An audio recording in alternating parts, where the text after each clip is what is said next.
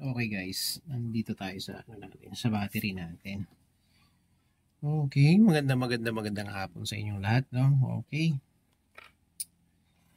Ito yung topic natin, guys. Kasi maraming tong nagtatanong sa ating subscriber, tapos marami din nagtatanong sa atin personal, no? Okay, shoutout dyan sa pusang maingay, no?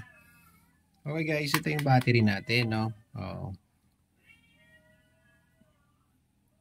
Ito yung sample ng battery. Ito guys na naman ha. Ikaw nag-comment ng guys. Okay. Mag-vlog ka din para malaman mo kung para saan 'yon. Okay? Ito po discharge na battery. Ngayon, karamihan po ng mga technician po ganito ginagawa. Ayan. Ayan. Hindi po siya nag-spark. Okay. Hindi po siya nag-spark, no? Tapos, pag i-voltmeter po natin siya, ayan po ang lalabas. 10.50. Kita po ba? Ayan, 10.50. Okay. Ito naman pong isa. Ito po.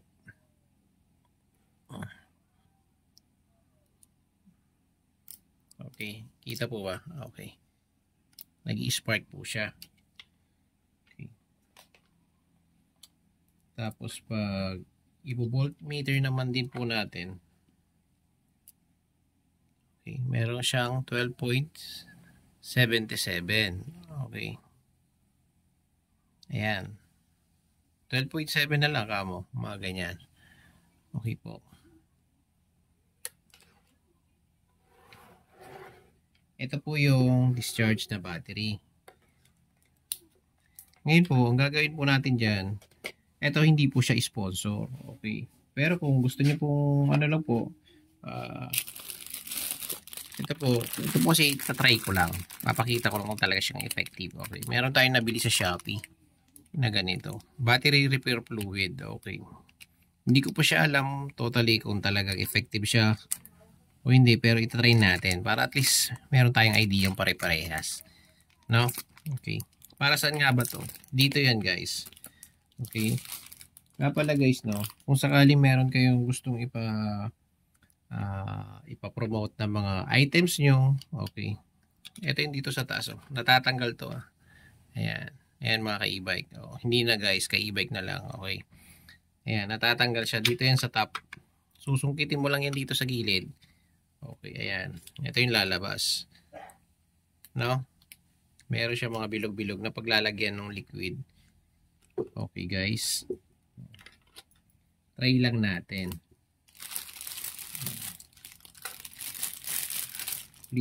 Ulitin ko po mga kaibigan, hindi po ito sponsor. Iti-testing lang natin. Okay.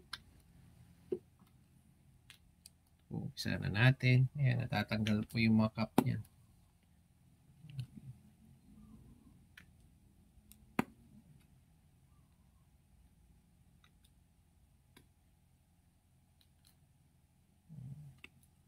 Sa mga ka-e-bike natin dyan, okay, kung meron po tayong mga shop o meron po tayong gustong ipapromote, okay, pwede nyo po kaming kontakin kung sakaring meron kayong pinopromote na mga paninda nyo dyan, pwede naman po, no? Pwede nyo po kaming kontakin. Okay. Comment down below lang po, okay, para at least laman natin yung lugar at kung ano po yung mapag-uusapan dyan. Okay. Ito mga ka-e-bike, kasama na rin to doon sa fluid. May kasama na rin siyang syringe. Okay.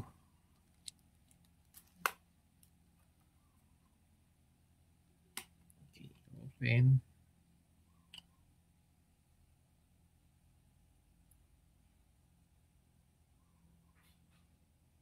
Nakita natin guys kanina, wala siya talagang tawag dito. Wala siyang spark. Tapos 10.57 lang yung kanyang voltmeter. Okay. Tatry lang natin ng tagi-isa lang muna.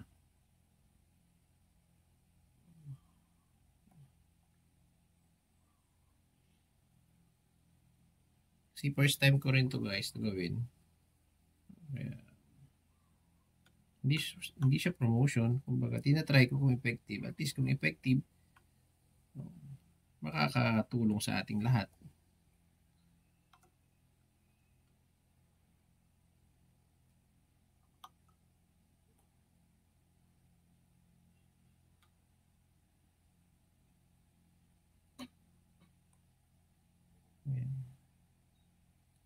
Isa-isa muna yung nilagay natin, no? Okay.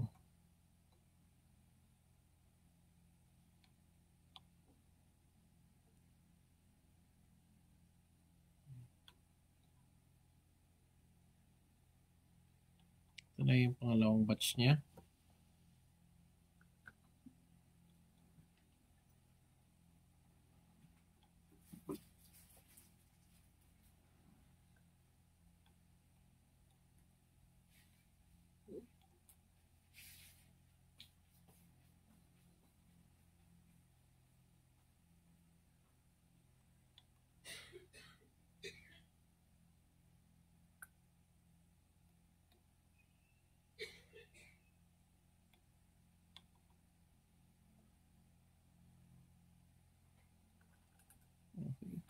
Tigil na muna natin siguro guys.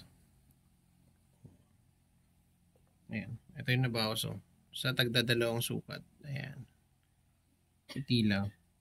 Ayan. Takpan muna natin siya.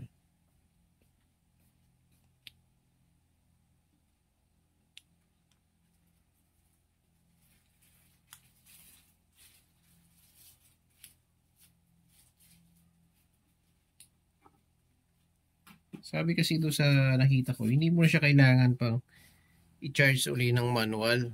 Okay, sa 12 volts. Hintayin mo lang siya, ilib mo lang siya ng isang oras yata, 2 oras o mga ganun. Tsaka natin i-check yung ano. Kasi napapailaw niya pa yung ano eh. Okay, leave lang muna natin siya dyan. Okay, mamaya tingnan natin yan guys. Okay, dyan muna siya. A few moments later. Okay guys, after ng isang oras no, nalagyan na nga natin siya ng battery repair. Okay, ngayon ito kanina yung walang spark, tapos ito yung kaninang may spark, yung 12 point something, ito 10 point something lang. Ngayon guys, ang gagawin naman natin pagkatapos natin siyang malagyan ng fluid at naibabad na pagkatapos na isang oras nating hinintay na yung fluid, binabad muna natin para mai-absorb nung battery yung fluid muna. Ngayon ang gagawin naman natin guys is pangalan nito, i-connect natin, ibabalance na, kukuha tayo ng power dito sa kabilang battery kung saan may 12 volts yung isa kanina, di ba? Kasi dadalawa lang guys ang battery natin. Ngayon, itatry lang natin ito dito. I-balance natin. Okay, hindi na kasi natin to i-charge individual sa mga pulse charger na ginagamit ng iba. Ayan. Ayan guys oh. Ganun din. Para kang nag-rebalance. Okay. Pagkatapos mo lagyan ng repair fluid. Okay. Ganyan. Yun nga lang, dadalawa nga lang tong gamit kong battery. Pinakita ko naman sa inyo kanina guys, individual. Ayan. Tapos yan. Kahit hindi mo na masyadong higpitan kasi rebalance lang naman eh. Dadalawa lang naman. Tatry lang natin to, itong power na to. Okay. Ayan, ganyan ang setup niya guys. Kanina ito yung 10 point something, yung wala ng spark kanina. Tapos ito yung 12 point something, yung meron din siyang spark. Okay. Ngayon guys, ang gagawin lang natin dyan, hayaan lang muna natin siya mga siguro isang oras uli. Ganon. Hayaan lang muna natin ganyan. Okay. Yung takip niyan guys. Okay. Hayaan lang muna natin ng ganyan. Babad natin saglit. Para yung, ang purpose dito guys, makakuha siya ng power supply dito sa kabilang battery. At i-rebalance din siya. Okay. Okay. Ganyan muna. Iwan muna natin siya. Balikan natin mamayang 1 hour. Okay. A few moments later. Na nga guys, after ng isang oras nating pag-aantay, medyo matagal nga lang, no? Okay, sige. Kailangan na natin siyang i-release. Ay, check muna pala natin. Sorry.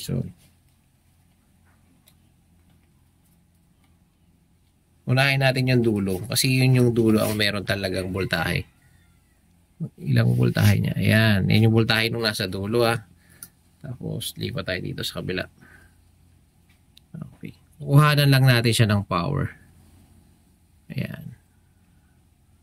Okay. 12.63 din siya. Oh, nakakabit pa yan guys, ha. Okay. Ayan, oras na para tanggalin natin. Tingnan natin kung effective. Okay. Kasi, pero yung napanood ko sa Facebook na gumawa nito, hindi niya na ginanito, hindi niya na ni-rebalance. Ang ginamit niya kasi is yung pangalan nito, bumbilya. Pinailaw niya lang yung bumbilya. Nabili niya sa scrap, tapos ginanito niya. Tapos tinry niya sa bumbilya. Hindi nag-spark nung hindi niya nilagyan ng battery solute. Yan yung battery repair fluid. Ayun. Sana legit. Okay. Hindi na natin to charge sa ano natin, sa pulse charger natin.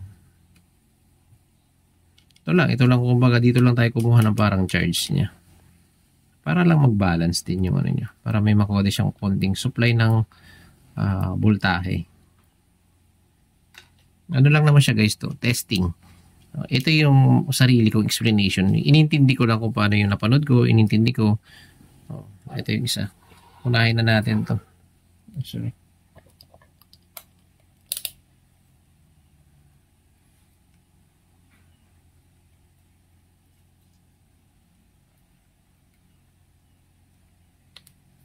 Okay. 12.77 pa rin siya. Dati pa rin. Ito yung nauna guys, ha. Ito yung kanina na talagang may laman yan. Okay. Moment of truth na tayo. Okay. Moment of truth tayo. Ito siya. Oops. Tingin lang. Okay. Moment of truth. Tingnan natin. Okay. 12.47. Okay, goods. Nakita nyo ba mga ka-e-bike? Tumaas yung kanyang voltahe. Okay. Ngayon, tatry naman natin dito sa sinasabi nila yung ginagamit ng mga ibang mekaniko na pagtetest. Pag hindi na nag-spark, wala na. Okay. Unahin natin yung sa dulo ulit. Okay. Kita naman. Okay. Tingnan kanina. Okay. Meron pa rin yung dati. Ngayon, moment of truth. Okay, gagana ba kaya? Konting sigawan naman dyan.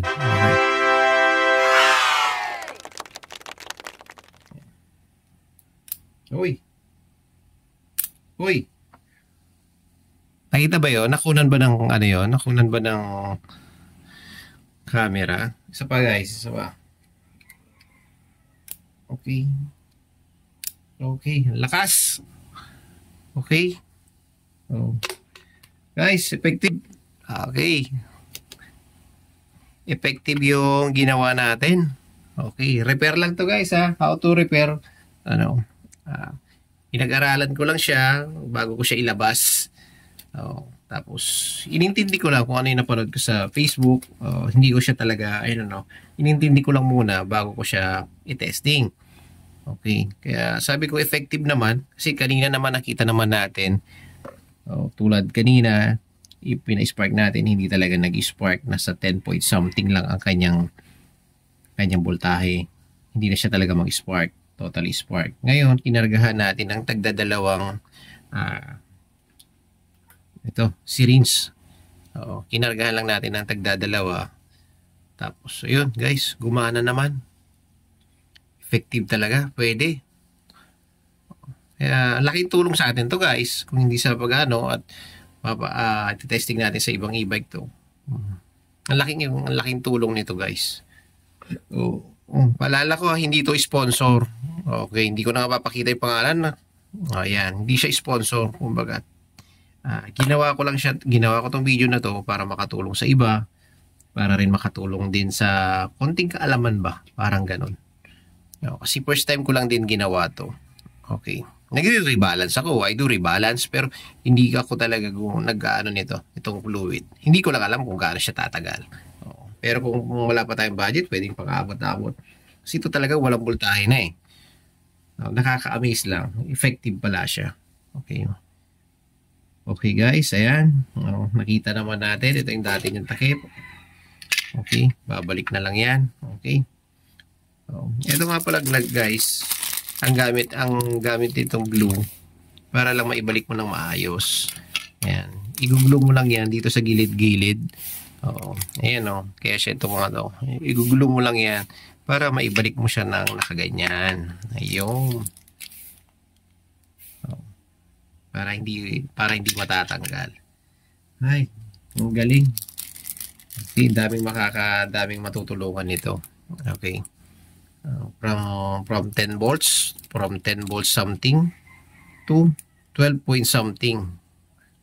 Medyo tiyagaan mo lang ng konti kasi kailangan mo pang pagkatapos mo nalagyan, pabayaan mo muna siya hanggang sa siksik yung tubig sa loob ng battery, ng fluid pala sa loob ng battery within 1 hour.